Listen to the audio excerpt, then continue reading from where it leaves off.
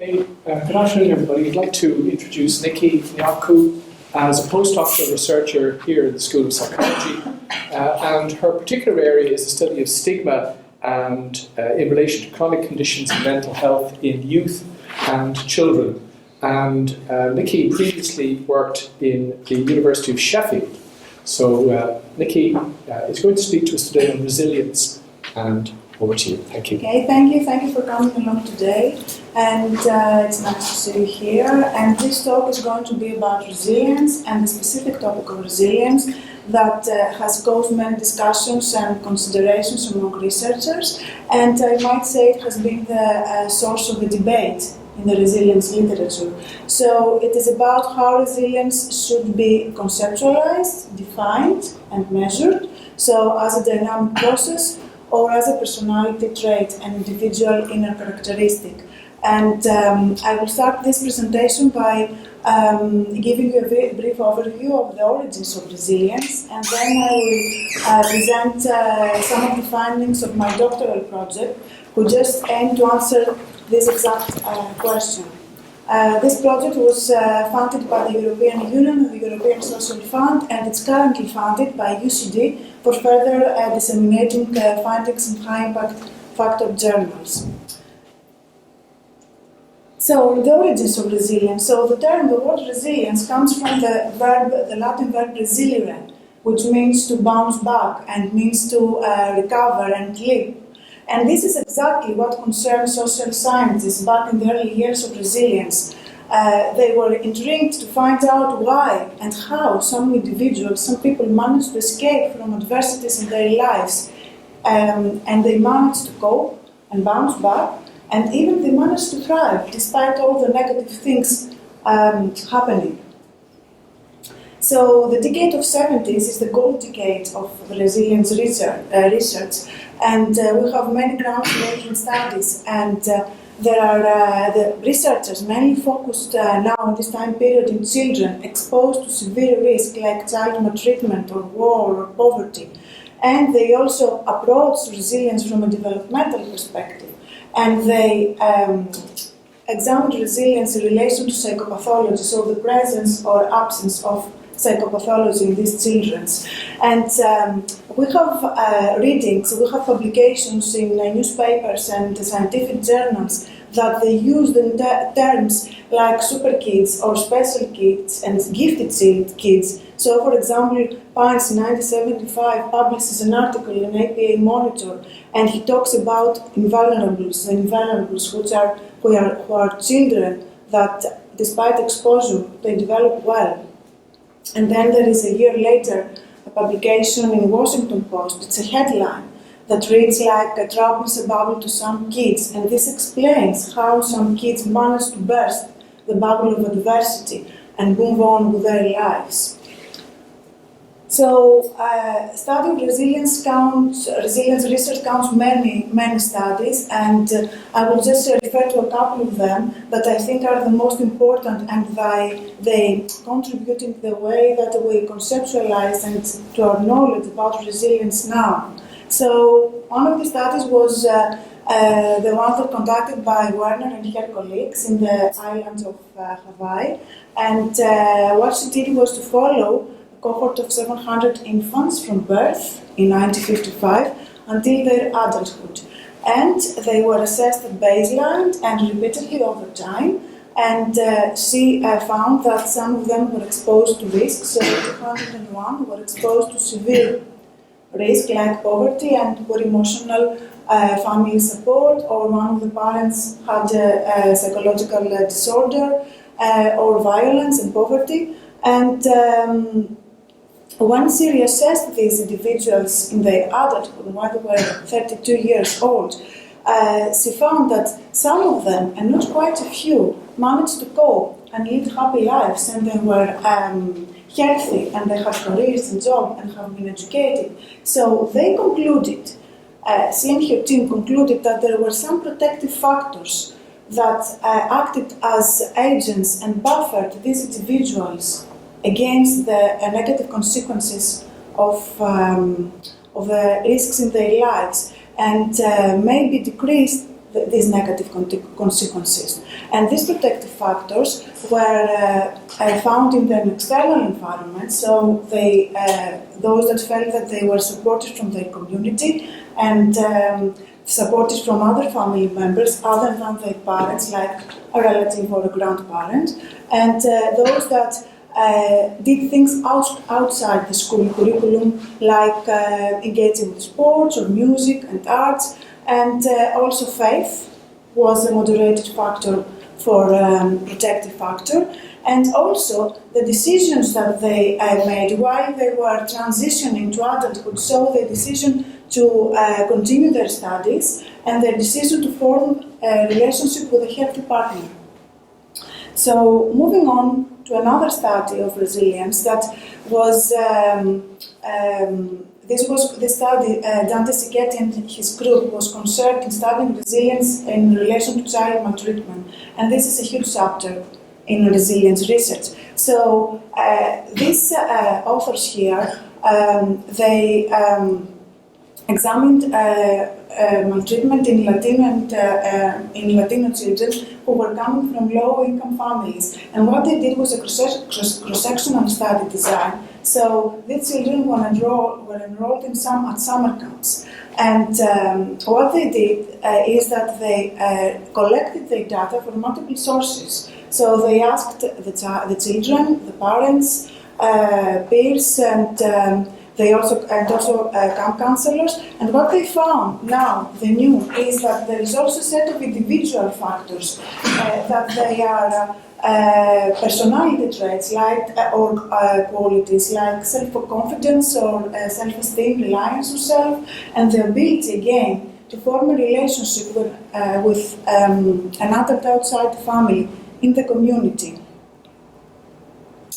So this quite of changing, so all these studies and many more, quite of changes the idea that there were these super kids with special abilities and powers, and that resilience maybe it's not so magical as we thought it is back in the 70s. So Marston here discusses how resilience can be found in everyday life. It can be found in child's bodies, in children's bodies, minds, in systems, in their families, in their communities, and this is quite optimistic, because if it's more common than we thought, then we can foster resilience, then we can do things to improve the lives of the children who were exposed in severe risk, like, for example, a refugee crisis, or poverty, or abuse.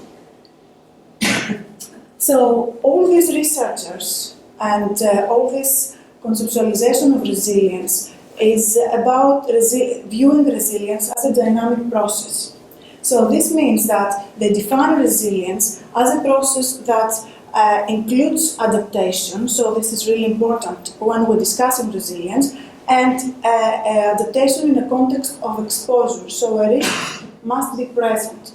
And also, as a broader description of resilience, this is a set of phenomena. There are some phenomena that facilitate a system, and as a system we can view the child or the school or the community, and this system can counteract the negative effects of the environmental threats, and maybe can move on and adjust and even develop. And when we're talking about resilience as a dynamic process, we must have two things in mind, that two conditions should be met. The first one is that there must be a risk, so exposure to a specific risk. And the second one is that there must be some level of adaptation, so the individual or the child should be exposed to a risk and then should adapt to this risk in order to talk about resilience. And in parallel, there is other group of scholars and researchers that they are not so interested in children, but they are more interested in older adults, because they felt that there is a lot of research going on in children, and yet adults are also exposed to multiple stressors, and especially aging can be a period that can be have really adverse outcomes on someone's life. So they concentrated on examining resilience now as something more stable and resilience in relation to successful aging. And they found that this trait promotes health and that is positively associated, so it has a protective role regardless the income, because income has been associated with aging. So higher income means more comfortable life, less stressors.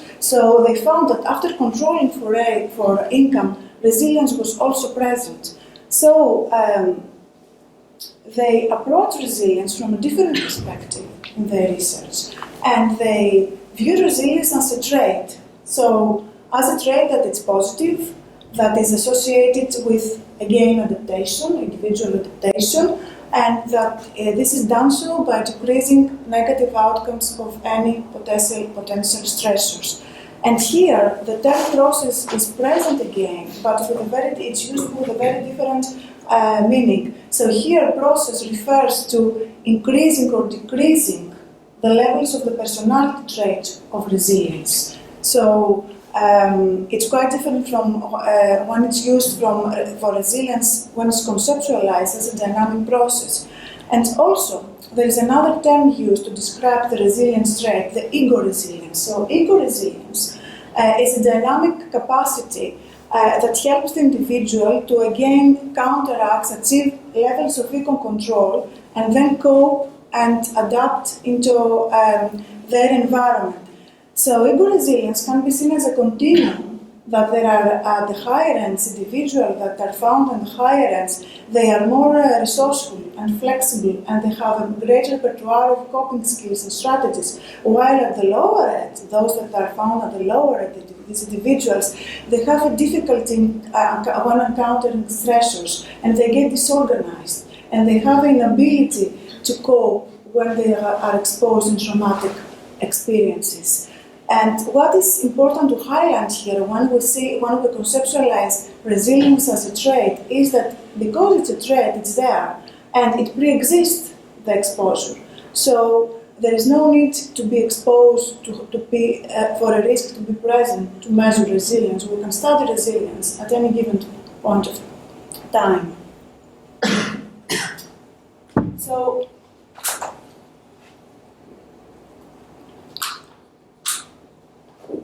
there are 5 dimensions of the resilience trait now that is supported by research findings. So these 5 dimensions are about self-reliance, so believing in our strengths and abilities, which really enhances our ability to keep going and moving on and surviving, and also accepting that we have a unique path in our lives, and this creates a balance in the perspectives of our lives, and especially when we have a realistic expectations from our lives, and when all this is coupled with a sense of purpose. So if we find meaning in our paths, then we are more likely to have higher levels, to possess higher levels of the resilience as a personality trait.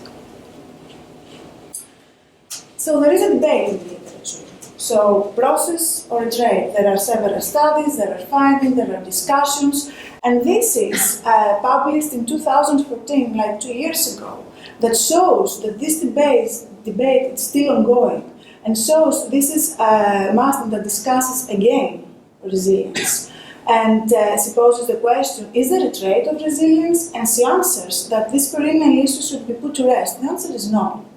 At the same time, there are studies that again are published, and they have meaningful results, and they claim that yes, resilience is a trait, and we can measure it, we can prove it.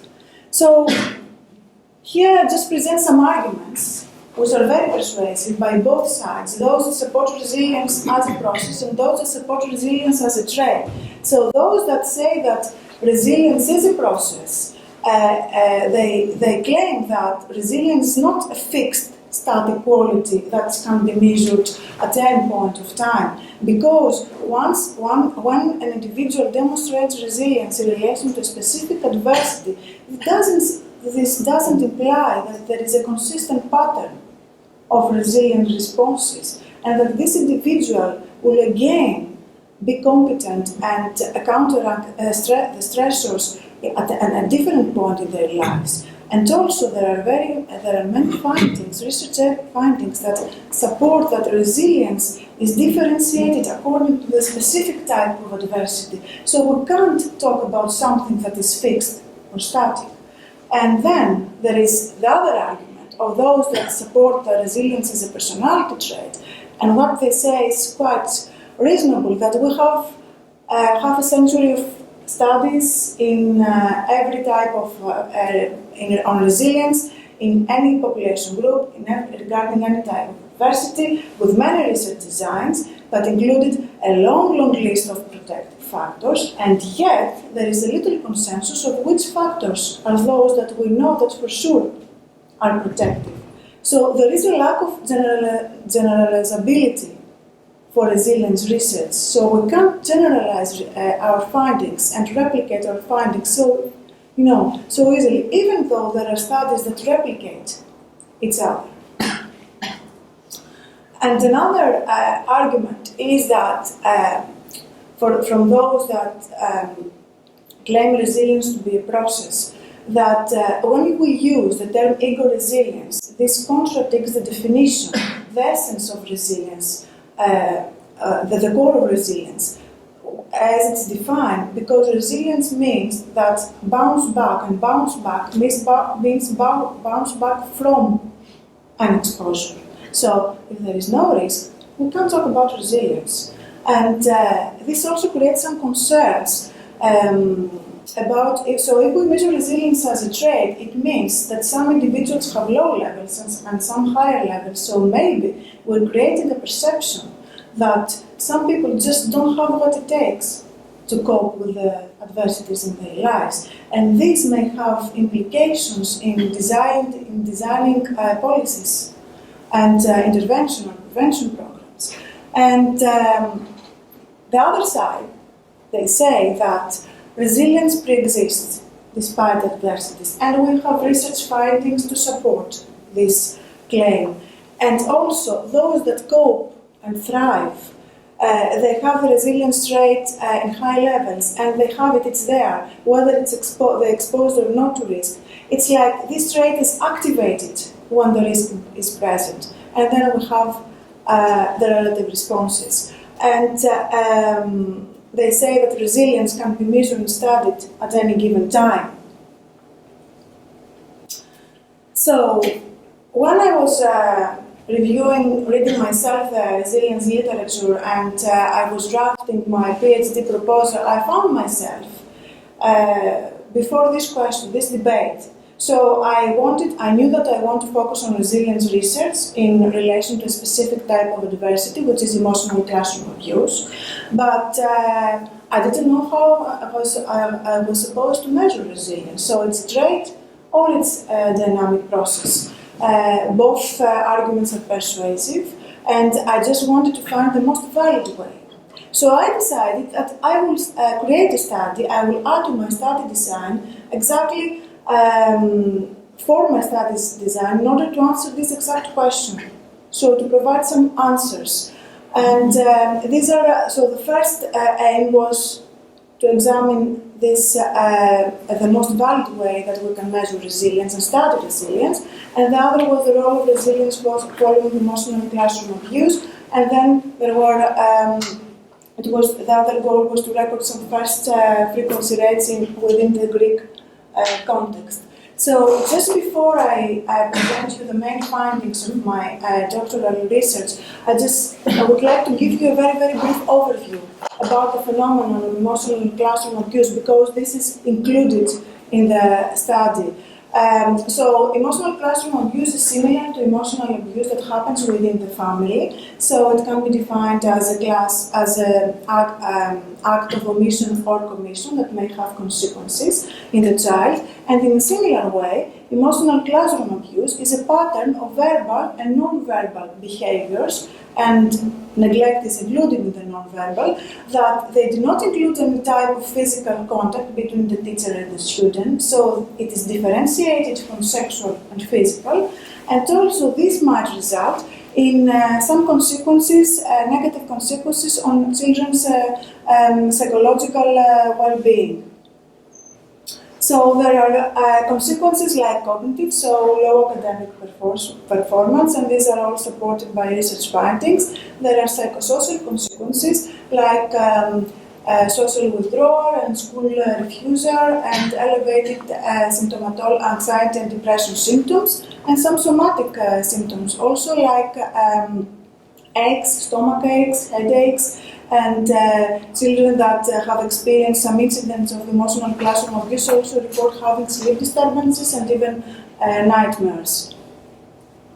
And these are some types of emotional classroom abuse very, very quickly. So it's in verbal, they can be grouped into two categories. So we have verbal, which is the use of sarcasm or denigrating statements or negative callings from the teacher to the student. And when the student feels that it's humiliated in front of others by the teacher, or when the teacher making threats, especially in relation to academic evaluation of the student and negative comments of the child's family. And in the non-verbal, we have the use of homework to discipline the students, or when a student is picked always consistently asked to answer a question or participate in an exercise, and when the teacher ignore the student, the presence of the student, in any possible way.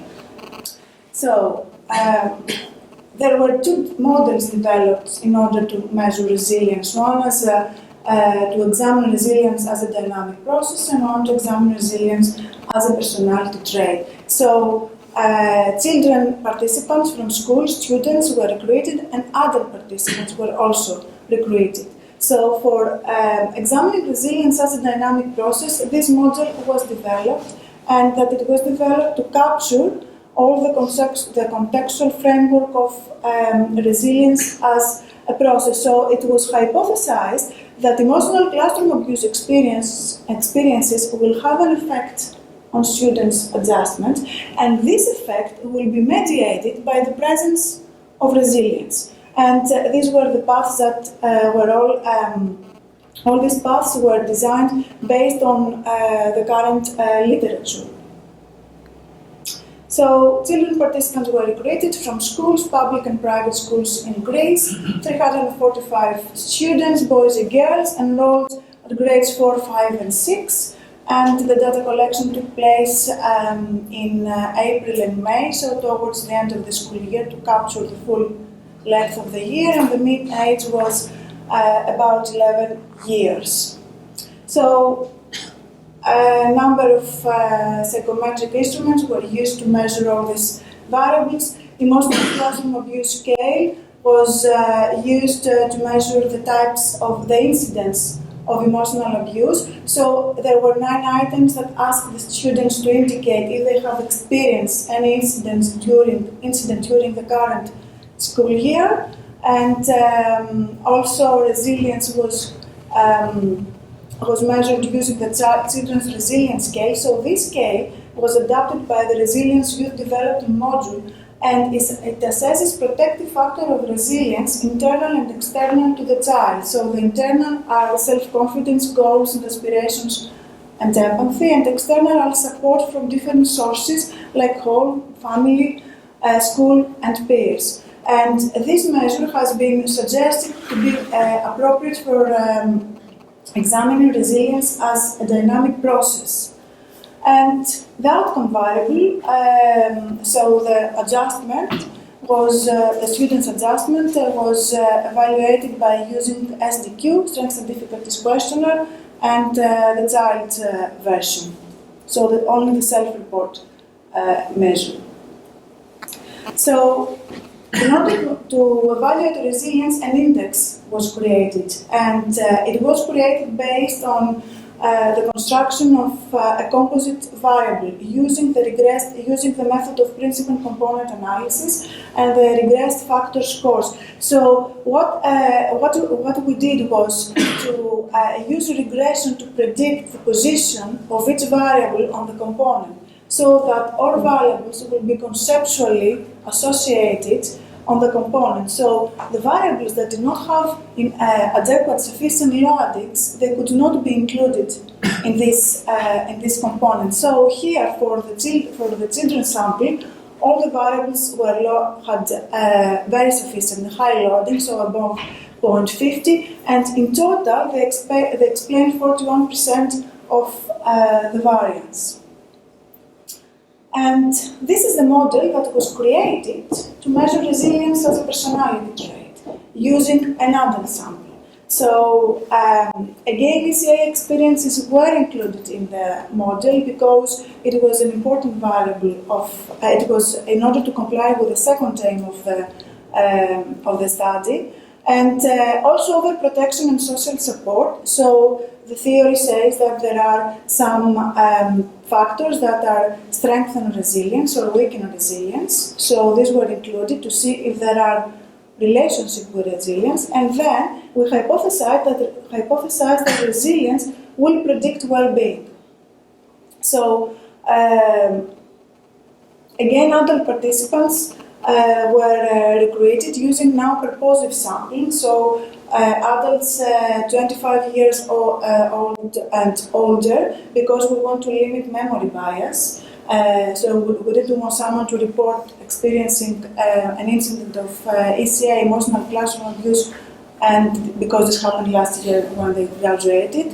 So 112 participants mainly from urban areas in Greece, Athens and North Greece. Their mean age was 31 years, and most of them were educated at the university level and above, and this kind of reflected the educational level of Greeks according to the census of 2011.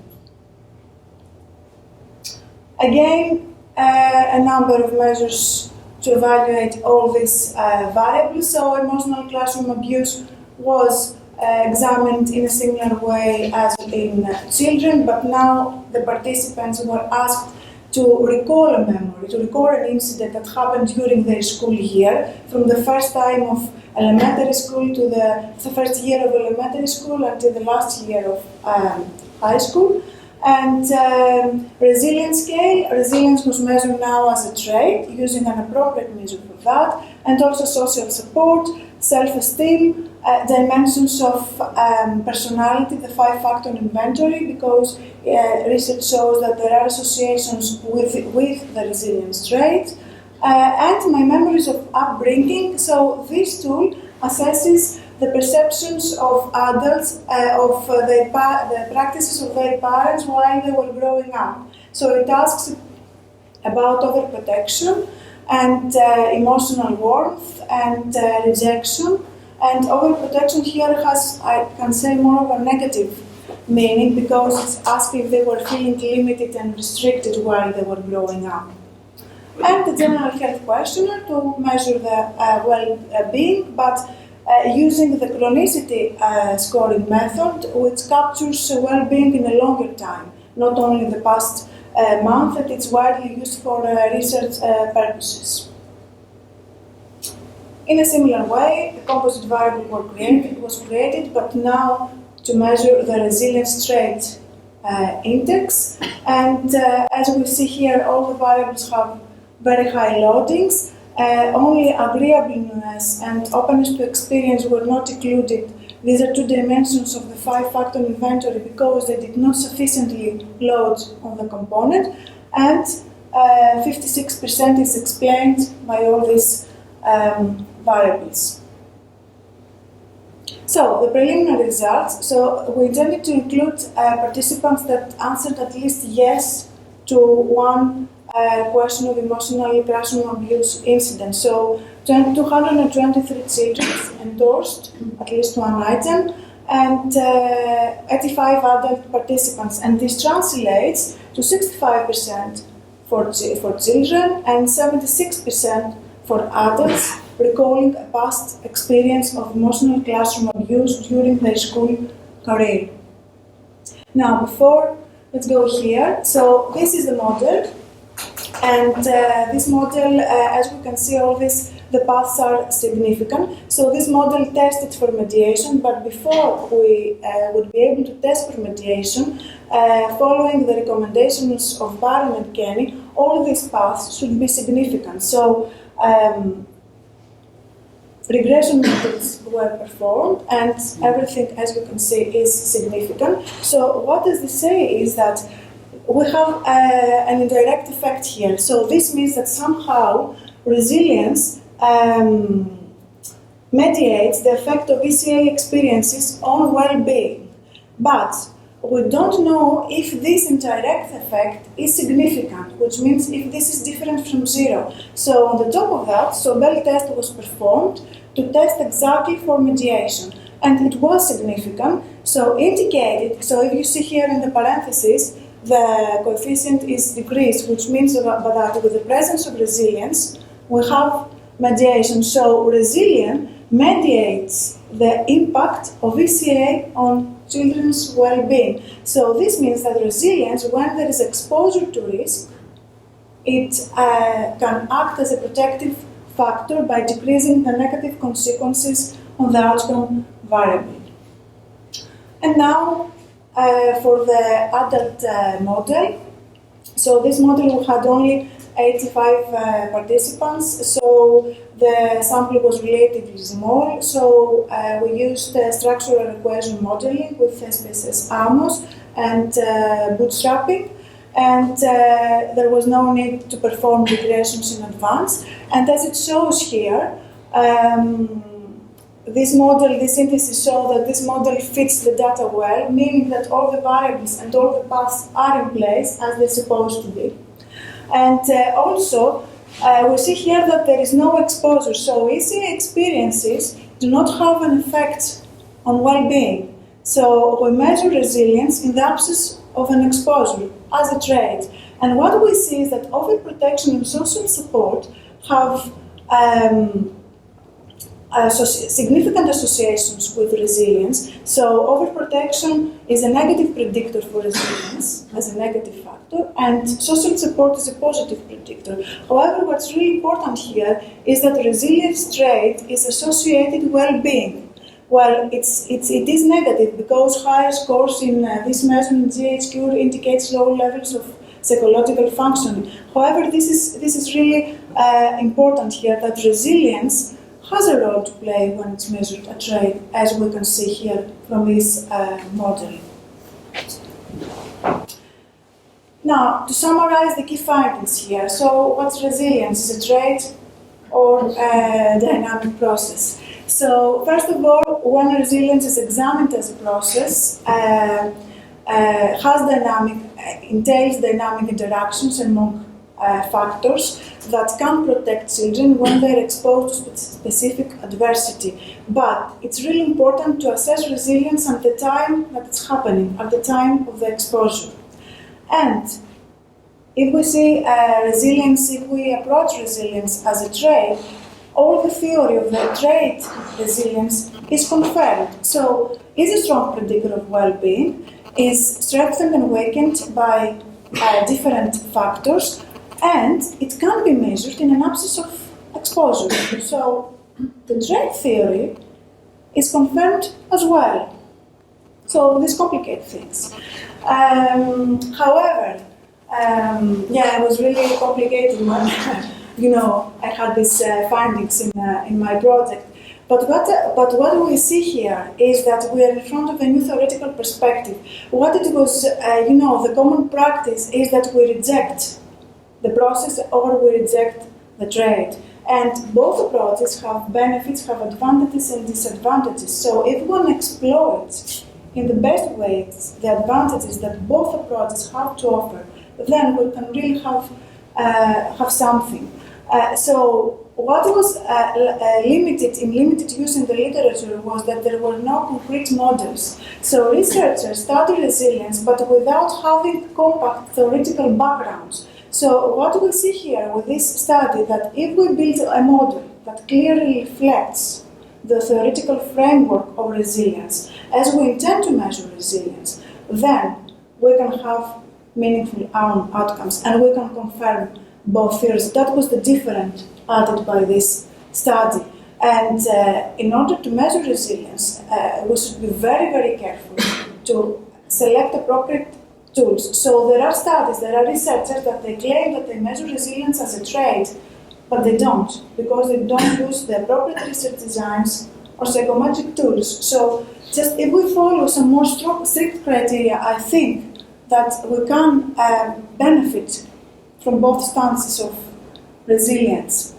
And just some very brief key findings on emotional classroom abuse. There were high rates both in children and adults. So adults reported that they experienced their worst incident when they were 10.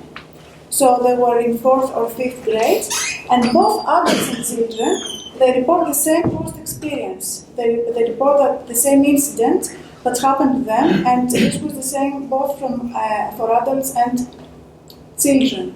Now, so implications. The implication of these projects, I think, that concern 4 groups of stakeholders: researchers, policymakers, schools, healthcare professionals, and mental health professionals. So for researchers, we can advance the field if we just follow all these recommendations, and if we have coherent models, build models, and follow these models. For policymakers, it's really important. It's like what Maston said, that we can foster resilience in systems. So in schools, in communities, in families, and we know that there are certain protective factors related to specific risks, and we can work towards this direction to improve quality of life for children. And for healthcare professors and professionals, and especially from mental health care professionals, so being myself in practice from some years, I just find here that these findings translate very meaningfully for counseling. So if we know that there is a trait in low levels and high levels, I don't quite agree with the statement, some people does not have what it takes if they have low levels of resilience. We can work to foster resilience. We can work to enhance their abilities and strengths and their repertoire of coping skills. So we can enhance resilience straight even, as counselors or in psychotherapy. And of course there are implications for schools, and these are mostly related to the emotional classroom abuse experience. So, thank you very much.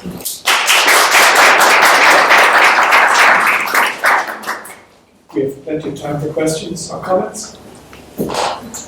2 questions. First one is, in terms of looking at the emotional classroom abuse, what type of emotional classroom abuse had the most negative impact, or was not? This wasn't examined, so all the items were added, and there was a rate, a score. So the higher the score, the greater the let's say, experience of abuse incidents. And was it frequency as well as the occurrence? Yes, the frequencies were also calculated, but there was not individually examined for this project. And do you think, say, moving forward, resilience should be looked at from a kind of HPA axis approach, so a bottom-up approach, looking at physiological response to stress, or from a more cognitive approach, so looking at executive functions and controlling your behaviour in response to? I think, yeah. Well, I think it depends what you want to examine. So we can't do both, but again, resilience should be very specific to the outcome measure and to the response. But I think it can be a combination. It would be meaningful. Yes, I've got one kind of rambling question. I'm just thinking about it was very handy the way you gave the definition of resilience as springing back from, say, a bad experience or a bad place. But is it possible that some people aren't in that bad place in the first place? That, for example, for one person, they get teased in the classroom and it's devastating to them. But somebody else gets teased and it's part of an ongoing banter or game that they have with somebody else. Because I'm thinking of some of this on stressors. A stressor that devastates one person seems to leave somebody else almost untouched. And it's not necessarily that they're resilient, it's not necessarily springing back, they're actually just insensitive. They didn't realise in the first place. And even in terms of adversity, some of the, like there's Bill Cullen is an Irish entrepreneur, and who grew up in what looks like very objectively poor circumstances, but he said, well, I never knew I was poor, and so he never felt this sense of adversity. So is there some way of defining first that somebody's actually springing back, or maybe they just never felt the sting of the situation in the first place, and they're not resilient, they're just insensitive? Well, exactly, this is the core of resilience as it when you as a dynamic process. If there is no exposure to risk, and the risk can be objective and subjective. So, of course, it's related to the individual. So, if someone is exposed to severe stressors and they're insensitive, so probably they have a personality disorder, but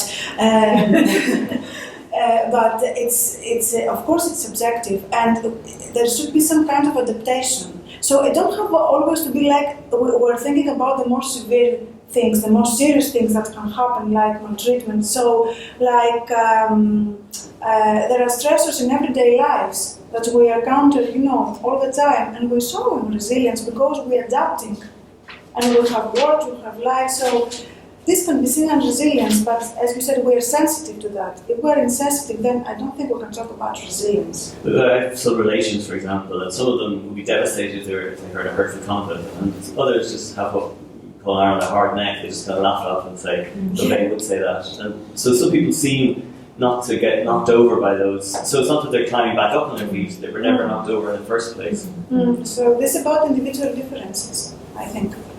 We don't expect that everyone will perceive something as risk, and we don't expect that everyone will respond that with the same manner. Just related to maybe the two questions, there's work around emotion regulation, and they talk about the strategies that you employ to regulate your emotions. Gross talks about the different times during the psychological process as a temporal thing, and that you could try and employ emotion regulation strategy by not going into the room that you find stressful, or at the end of the process where you try and just pretend on the outside that you're not stressed, right? And that anywhere along the way you could try different strategies to regulate your emotion and link into either physiological or cognitive, or the point at which you might find that you're in a situation that's stressful. I think it might be interesting to look at the strategies around which people are kind of using, and that depending on which ones they're using might lead to diverse findings in the research and all sorts of debates. So the mechanisms. Yeah, exactly. There's been work around that. Resilience have been studied in so many different ways, and in relation to so many different aspects that always there is room for something new. And I think that this would be quite if we just know which strategies are employed each time. But I don't know if this could be generalized. How much this could be generalized? This is a problem of resilience, in fact. It's difficult to generalize. I imagine it might capture some of the variance in a model. Perhaps it could. Yeah. Maybe, only from a statistical perspective. Yeah. I'm interested in the overprotection. You mentioned you had your scale of recollection of upbringing. Was that it, where they were asked my to... upbringing memories, my memories of upbringing, vision, Yes. the short form, yeah. So they were asked to comment on their experience of overprotection in their childhood. They were asked some questions that reflected overprotection practices from their parents, and they just, there was a 5 Likert point scale, and they just rated each item. About some examples they were specific items. They were not required to write something about their experiences. What were the kinds of items that linked with overprotection? Like if you felt that you were not free enough to do things that you would like while you were growing up in the age, adolescence, or if you feel that you were more restricted than your friends, or if you would do something different in relation to having more freedom if you were a parent, something like that. Was that balanced by items that could have been defined as neglect, or in terms of... There was another subscale, the rejection subscale, which is not quite neglect. It's like when the child is feeling rejected. So, for example, they want to go out with their friends on a Saturday night, and the parents say, "No, you can't go. So, or they just want to go on a trip and they say, no, you can't have that. So when they have no to their answers all the time, so this kind of rejection. It's just But that from the child perspective. overprotection is a very interesting one because it's already a pejorative term. I mean, because we've got some interesting data from healthcare professionals in another study who talked about one group being overprotected, whereas their parents didn't feel they were overprotected; they were protected, right? So it's a different perspective. Yeah. And here in this model, we see that overprotection has a significant prediction with well-being. So those adults that felt overprotective, they have lower levels of well-being. Where in present, they were overprotected when they were growing up. They reported lower levels of well-being when they were adults. But So I this just is wonder interesting. if overprotection is the best term for that, because it may well have been a kind of authoritarian style of parenting, or if they weren't let out or given independence. Yeah. I'm a little concerned about the term overprotection and how it's used by different groups. Well, I use the term as it was recommended by the authors of the psychometric tools. I used in the study, so this was not, I wasn't in too much detail about, redefining on how it's overprotection conceptualized. But yes, sure. Sense to think of these two approaches in a sort of integrated way, in the sense that, like in some sense, I guess that even the people that think about this stuff as a process, they think that you come with some resources to the process, right? Mm-hmm. And then, in some sense, you use those resources in different ways depending on the context and that these resources could be thought of as the personal, or part of these resources would be what the other people talk as the personality trait. So even if you talk about this respringing, I mean, okay, you need to be hit to fall and then come back, but then if you have good muscles, like you will do it better, right? And the two things can be true at the same time, or it doesn't make sense. I think it can make sense, yes. Yes, and I think it will make more sense if there is an integrated model of all types of resources and of types of coping strategies, as Brendan mentioned, to have a model that may include as many as possible, just to have a more integrated way of just examining this bounce back thing. And I must say there is a great debate on that as well. So resilience is a field of many debates. So there is little consensus of what is a risk factor, how it can be defined. So, and I don't think that we are, coming to a consensus anytime sooner.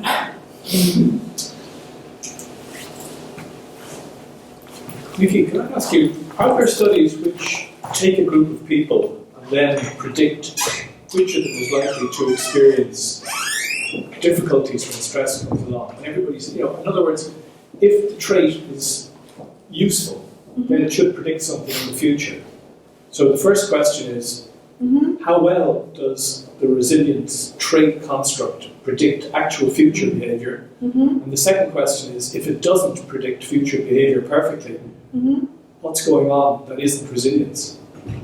Well, the first question is that, regarding the first question, prediction. So we know that these individuals, they must follow a pattern that emerged from their past. So we know that now, at the time of their measurement, there is a trait that it was there, and as it was measured like a trait, as something stable. So the questions of this scale that measure resilience was about things and responses that you have in difficulties generally in your life. So I try to capture this as a trait. So, and I would say that these individuals are more likely, so those that have resilience in a higher level, they are more likely to have better responses in exposures. But again, we must be very careful about what type of exposure. Okay, but they are, in general, they are more likely to respond better than others that have possess lower levels of resilience traits. And the second question was? Well, if the prediction is not perfect, what does that tell you about the trait itself? I mean, well, if the prediction was not, if there was no, I'll just go to the other way around. If there was no prediction, then we have to doubt if there is a resilience trait and there is something that it would, lean towards the other side, that resilience is a dynamic process. However, here, we say that resilience is measured in the absence of an exposure. So it's measured, as something more stable, more constant. So it should be really on how we conceptualize and how we measure resilience in general. We should be really careful about what criteria are met. I think for its specific study, I think it's quite complicated. Okay, thanks very much.